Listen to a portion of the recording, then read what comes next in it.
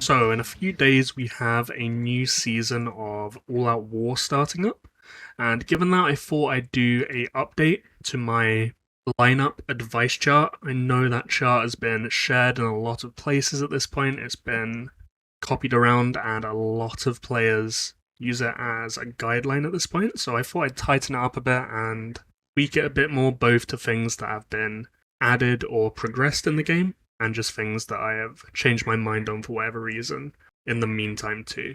So the chart itself is here. I will make this easier than ever to steal. I'll post a link to this image directly in the description of this video, and I'll also post a spreadsheet link where you can copy it and edit it to your heart's content and then use it for whatever you're looking to use it for as well. But this here will be the basis of what I advise.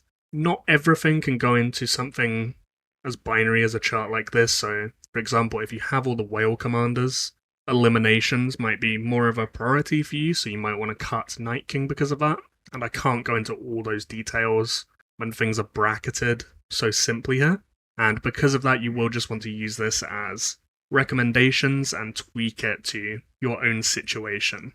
You will also probably not fit directly into any of the brackets I have here of free-to-play, mid-spender, and full whale. You'll probably be between two of these somewhere. In that case, where you have commanders in the tier above, but not all of them, just use the tiers up here and translate them down into the commanders that you have. They're filtered up here both by best to worst from up to down, but also left to right. So for example, Lats, I'd recommend higher than Andrea, because our active ability is better. Lareo, I'd recommend better than Haley, again because his active ability is better. And Haley better than Barrett, and so on and so on and so on. So you can just copy that down into these recommendations and then put them into your presets accordingly. The sequencing of how these are listed is very important as well, so it's not just specifically these three commanders and you can just chuck them in together. They are deliberately ordered so that the commander furthest to the left will be what you want to pick first, then second, then third. This is mostly because the active abilities in the first place position are the best, and then it gradually gets worse as you go down, but there are some synergies involved as well. So for example, with Sanel and Daenerys, you want your Sanel proccing before your Daenerys so that the skill damage increase lasts through to you being able to generate the rage again to use Dany's active in that 8 seconds. And if you don't have Daenerys directly after her, that won't be possible. So the main changes to when I made this list last time, we have had Mengo, Uma, and Lareo Awakened. So all of them have gone up in their effectiveness compared to before. Lareo, Winton, and Uma all have the same stats and active abilities for each troop type, and they are all now by far and away the best commanders for infantry, cavalry, and spearmen for free-to-play players. You'll see them making their way into the mid-spender formations because of that as well. Mengo, particularly going into all-out war where movement is more important than ever. I think people are starting to realize just how good he is. I have received a lot of DMs in the past asking me why I think he's so good and why I have him rated so highly on all these charts that I've posted. I think people are starting to see why now, particularly if you run the big map last all-out war. Just the practical value of that movement speed for chasing, flanking, escaping, getting out of base quicker, rotating quicker.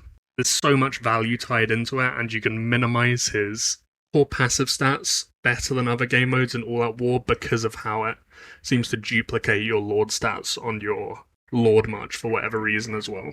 I don't have Mengo listed in any of the whale lineups here, but situationally in All Out War, he should probably be ran quite a lot. If you're roaming around the map, his value is just absurd, to be honest. Particularly if you're doing like one Lord March roaming in rallies, he's insane. He will obviously lose value if you're in, say, like a city siege next to your base, but whenever movement is involved, he is just incredible, to be honest. And then we have the addition of Blue Night King to a lot of my free-to-play formations here, all of them in fact. That might seem weird at first glance, but I will explain it. So, Night King, now even for free-to-play players, just from the event that gives you free medals, will allow you to now have it at blue if you've kept on top of that. And yes, his passive stats there are terrible, 40% all totals, but if you look at his active ability, renders enemy troops in a circular area, max 5 troops, incapable of normal attacks, counterattacks, and using skills for 2 seconds. So 5 targets, 2 seconds, it's effectively 10 seconds of completely negating damage from the opposing faction that you're fighting.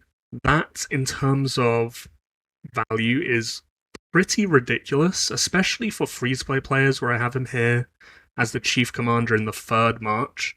So if you're a free-to-play player on, say, the big map, your 3rd March is going to be so low value in terms of what you're going to be contributing in fights. If you hit 10 seconds of damage reduction, or just damage negation, on the biggest accounts in the enemy faction, that will vastly outscale anything that realistically any alternative in the spot could actually bring. And that same ideology can even be shifted up to the mid-spender lineups, but I do think you'll have players with these commanders a bit less willing to put him in. But Blue Night King is actually very, very good as a support commander because of this.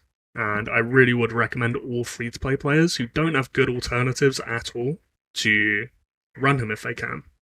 The only other commander addition here is Ayrmidon. So Ayrmidon is very good. He directly goes into the best 5 commanders in the game mode, which I'd say are Sunel, Dana, Daenerys, Baelish, and Ayrmidon.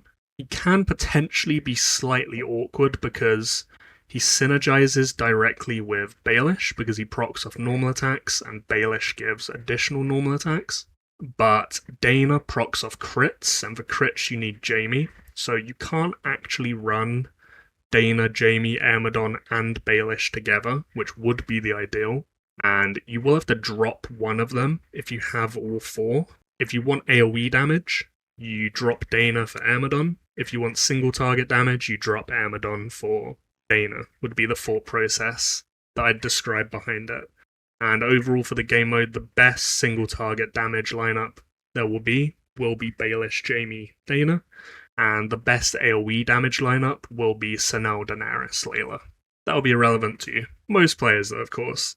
The only other thing to touch on really is how All Out War special units impact these rankings. So for Cav and Spear, it's totally unchanged. Infantry, you have the 20% movement speed decrease, so I'd argue that Mengo gains value to counteract that somewhat. The main difference will be with special bows, because special bows can't generate rage, which means they can't use any of their active abilities. So while something like Sunel, Daenerys, Layla will be incredible in Siege of Winterfell, it effectively just won't work in All Out War, and you will have to adjust your lineups here accordingly. You'll want to cut anything that's reliant on its active ability and focus only on passive abilities, so Baelish, Ayrmidon, Jaime despite not having bow stats, Mengo, and then you'll want to focus on just raw bow stats. So because of that, something like Melisandre will effectively be better than Daenerys, because it will just give better stats than Daenerys will give, and Daenerys won't be able to use her active ability anyway, so whilst it will feel terrible, if you want to min-max it, that will be the decision you have to make. Or just swap out of bows. And there it is, that is my advice for best to set up in the real-time strategy events.